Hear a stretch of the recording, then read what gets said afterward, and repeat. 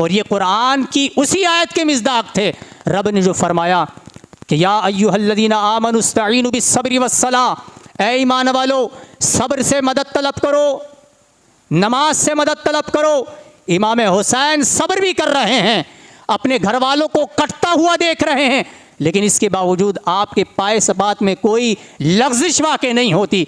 दलेराना अंदाज में ये 56 साला मुजाहिद लड़ रहा है, अपने हाथों में अपने बच्चों के जनाजे उठाए हुए है, लेकिन इसके बावजूद उनके सब्र व इस्तिक़लाल में ज़र्रा बराबर भी कोई कमी वाक़ई नहीं होती। और नमाज का जो खुदा ने कहा कि मदद तलब करो, आलम यह है कि आशूरा की रात है, फिर भी रब की बारगाह में नमाज पढ़ने खड़े हो गए हैं। ये अहले बैत अतार नमाज के ज़रिए से भी मदद तलब कर रहे हैं, हालत जंग के अंदर भी नमाज की अदायगी कर रहे हैं। इन्नल्लाह मअस साबिरीन, और अल्लाह तबारक व तआला सब्र करने वालों के साथ है। अल्लाह फरमाता है वला तक़ूलू लिमन युक़तलु फ़ी सबीलिल्लाहि अमवात, जो खुदा की राह में मारे जाएं उन्हें तुम हरगिज़ मुर्दा ना कहो, बल अहयाउन इंदा रब्बिहिम, बल्कि वो अल्लाह के नज़दीक ज़िंदा हैं, लेकिन तुम्हें कोई ख़बर नहीं है उनकी ज़िंदगी का आलम क्या है।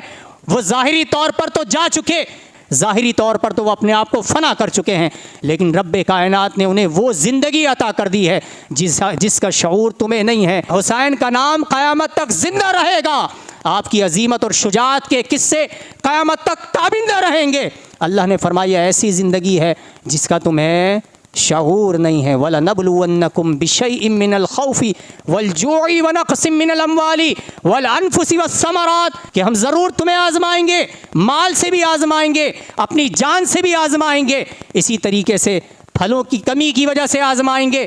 सबर का एक माना फल भी है, समर का एक माना औलाद भी है, औलाद के ज़रिए से भी आज़माएंगे। जब आज़माइश पे पूरा उतर जाएंगे, अल्लाह क्या फरमाता है वबश्शिरिस साबिरीन, सब्र करने वालों को हबीब आप खुशखबरी सुना दीजिए।